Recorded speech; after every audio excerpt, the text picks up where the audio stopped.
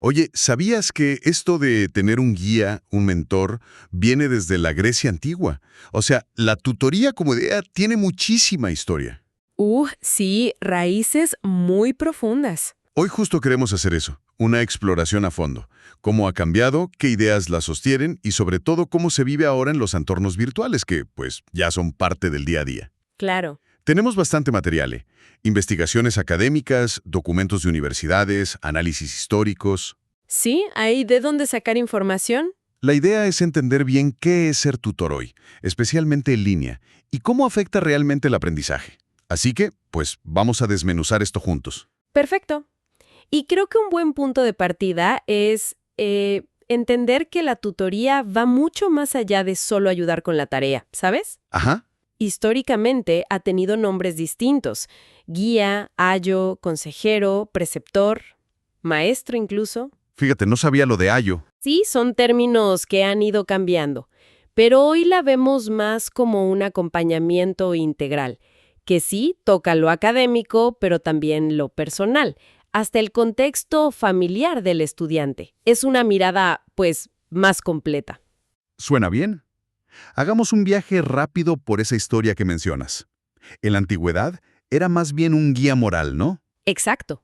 Luego, en la Edad Media, con las escuelas de monasterios y catedrales, los monjes eran los tutores. Ah, claro. Y fíjate, ahí ya aparecen los tutores pares, alumnos enseñando a otros. Órale, eso es interesante. Desde entonces, Sí, y bueno, luego surgen las universidades. Bolonia, Oxford, París, aunque al principio, claro, muy para la nobleza y el clero. y cada época como que le daba su toque, ¿no? Totalmente. Del guía espiritual pasamos al monje, luego en el Renacimiento el enfoque es más académico, de reflexión, Ajá. y en la Ilustración se vuelve más práctico, incluso con tutores laicos para las nuevas clases sociales, los comerciantes, artesanos. O sea que la tutoría se ha ido adaptando, eh, como un camaleón a su entorno. Justo así. Pero ojo, no hay que imaginarlo como una línea recta perfecta de progreso. Claro, la historia nunca es tan simple. No, tiene sus saltos, sus complejidades. Un enfoque más genealógico, como diría Foucault, nos recuerda eso. La Iglesia, por ejemplo, fue clave después de la caída de Roma. No es una historia sencilla. Entendido. Nada de escaleras pulcras. Y bueno, ¿sobre qué idea se apoya la tutoría más actual, la de hoy? Principalmente yo diría que sobre el constructivismo. ¿El constructivismo? ¿Suena a construir algo? Exacto. La teoría dice que no somos como esponjas que absorben información pasivamente, Ajá. sino que activamente construimos nuestro conocimiento, paso a paso, conectando lo nuevo con lo que ya traemos. Entonces, aprender es como una creación muy personal. Muy personal, sí, pero también muy social. El constructivismo recalca que nuestro entorno, lo social, cultural o hasta psicológico, influyen muchísimo en cómo armamos ese conocimiento. ¿Y eso qué implica para la educación, para las aulas? Pues implica un cambio de roles bien importante. El alumno pasa a ser el protagonista. El profe tradicional, bueno, se transforma más en un guía, un facilitador, un tutor. Ya no es el que tiene todo el saber. Exacto. Y el aprendizaje entre compañeros, la colaboración, se vuelve súper valioso. Por eso crear espacios de diálogo es clave. Pero eso suena a que el estudiante tiene que poner mucho de su parte, ¿no? O sea, tener iniciativa. Sí, es un buen punto. Requiere autonomía, claro.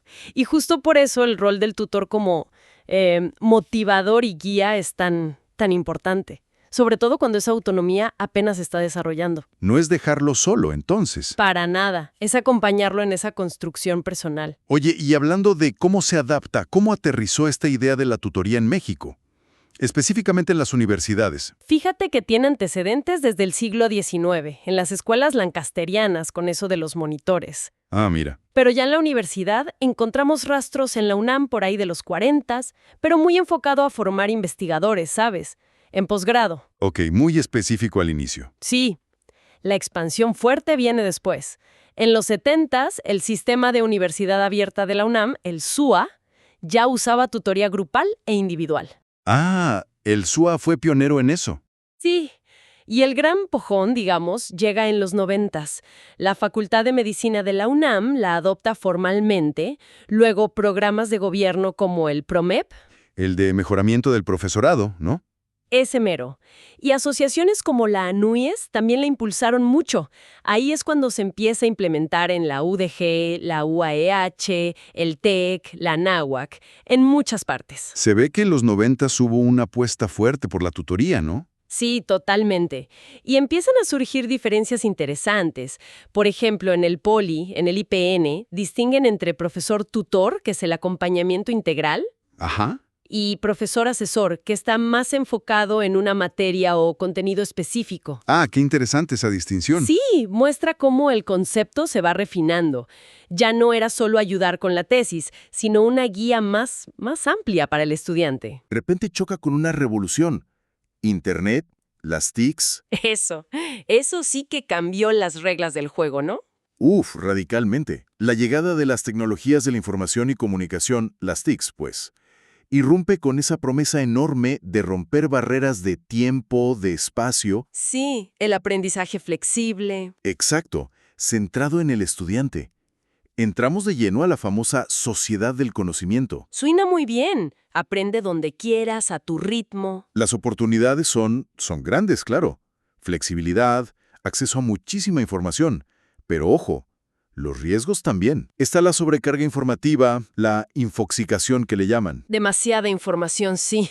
Y luego saber qué es confiable y qué no. El riesgo de que el estudiante se sienta aislado. Y la brecha digital, que sigue ahí. Y no es solo tener compu o no, sino saber usarla bien, críticamente. Y me imagino que no basta con poner computadoras y ya, ¿verdad? Para nada. Ese es un error común, caer en la falacia tecnológica. Creer que la tecnología por sí sola va a arreglar la educación. Claro. Si no hay un diseño pedagógico sólido detrás, las herramientas pueden ser, pues, inútiles o hasta peor. Hemos visto fracasos de proyectos de e-learning justo por eso, porque falta interacción real, falta acompañamiento. No es solo digitalizar lo que hacías en persona. Y la pandemia. Bueno, eso seguro puso todo esto a prueba de una forma brutal. Totalmente. Forzó una adopción súper acelerada, muchas veces improvisada, de la educación a distancia. Sí, nos tocó a todos. Impulsó cosas buenas, innovación en algunos lados, pero también, pues, desnudó unas desigualdades tremendas, de acceso a Internet, a equipos, de condiciones en casa para estudiar. Sí. En este escenario virtual, entonces, tan complejo, ¿qué pasa con el tutor? ¿Cuál es su papel ahora? Su papel se vuelve, yo diría que hasta más importante si cabe, Más. ¿Por qué? porque ya no es principalmente el que transmite información. Se convierte más en un arquitecto de experiencias de aprendizaje, un facilitador de la interacción, un guía en todo ese proceso digital. Es un rol con muchas facetas. O sea que tiene que usar varias cachuchas, como decimos a veces. ¿Qué tipo de funciones tiene este tutor virtual? Pues mira, los estudios coinciden en varias áreas principales. Primero, y quizá la más obvia, la función pedagógica. ¿Qué es? Diseñar actividades que funcionen bien en línea, facilitar que los alumnos construyan conocimiento, dar seguimiento, evaluar, pero evaluar para aprender, no solo para calificar. Es como el corazón de su trabajo. Ok, el experto en cómo enseñar y aprender, pero en digital. Justo. Luego, hay una función social que es importantísima. Social, en línea. Sí, crear un ambiente de confianza. Animar a que los estudiantes hablen entre ellos, que se sientan parte de una comunidad virtual.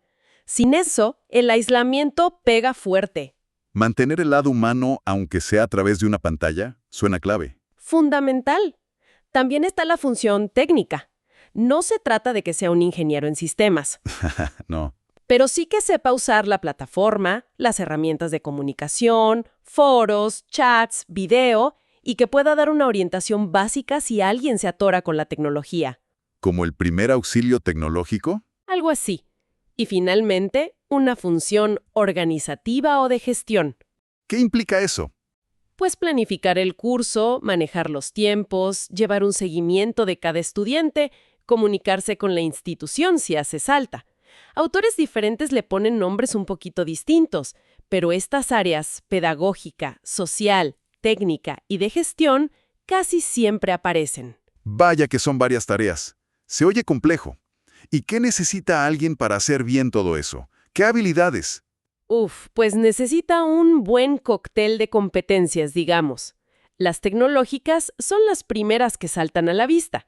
Saber picarla a los botones, ¿no? Sí, lo básico. Pero igual o más importantes son las pedagógicas.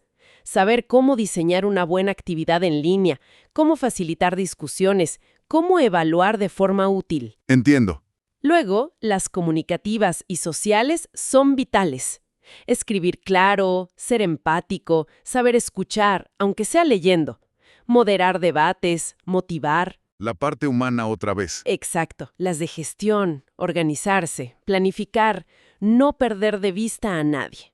Y no hay que olvidar las actitudinales. ¿Actitudinales como qué? Pues ser flexible, saber adaptarse, tener compromiso, entusiasmo, respeto por la diversidad de los alumnos y una confianza real en que pueden aprender. Suena a un perfil súper completo y bastante exigente, la verdad. Lo es. Y fíjate, un detalle interesante que dicen algunos estudios. Ayuda mucho si el tutor ya fue estudiante en línea antes. Ah, claro, porque entiende los problemas desde el otro lado. Exacto.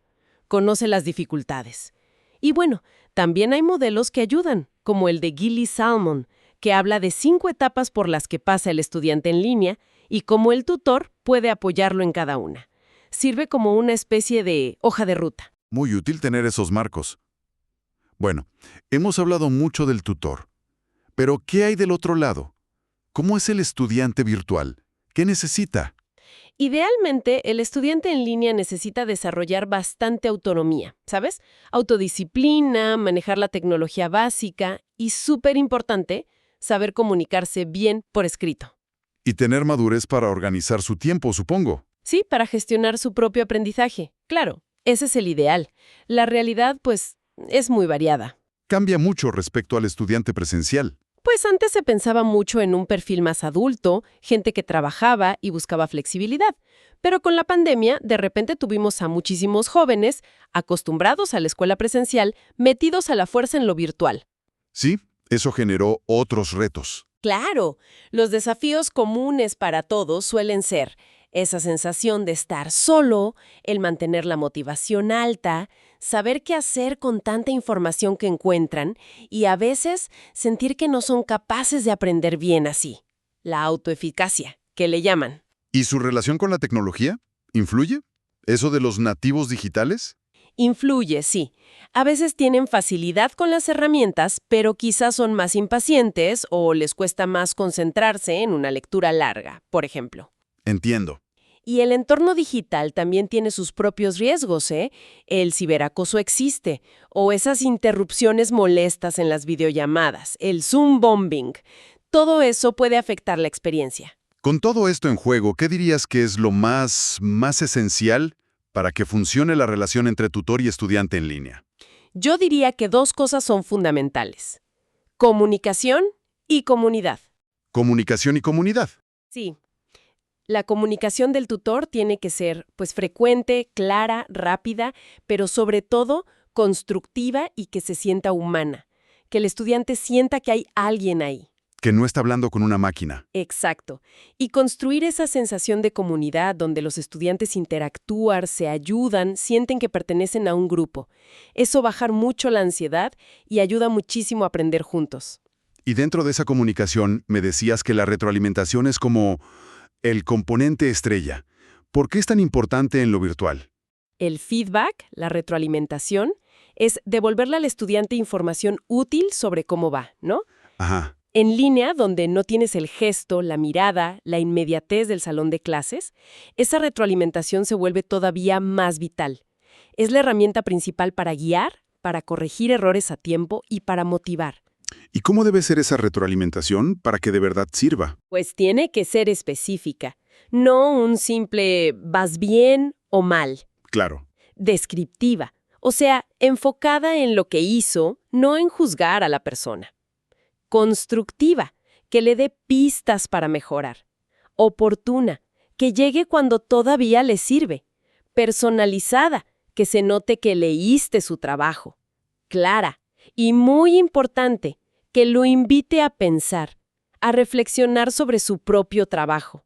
¿Y si no hay retroalimentación? ¿Si el tutor no dice nada? El silencio del tutor puede ser devastador. ¿Tanto así? Sí, porque ignorar el esfuerzo o los errores es como invalidar al estudiante. Impide que corrija, le baja la motivación y puede hacer que siga construyendo sobre ideas equivocadas. Es básico evitarlo. Y hay muchas formas de darla. Comentarios en los trabajos, rúbricas claras, mensajes en foros, chats. Incluso hay un concepto interesante, la praxis cognitiva. Dice que la retroalimentación bien hecha no solo ayuda al alumno, sino que al tutor también le da información súper valiosa sobre cómo están aprendiendo y cómo puede ajustar su enseñanza. Es un aprendizaje de ida y vuelta. Fascinante eso. Oye, viendo todo este panorama, que es complejo pero con mucho potencial, ¿cuáles dirías que son los grandes desafíos que todavía tenemos con la tutoría virtual? Pues mira, hay varios frentes abiertos, ¿eh? Uno es asegurar que la calidad sea pareja, que no dependa tanto de la institución o del tutor que te toque. Sí, la consistencia. Otro es la formación de los tutores.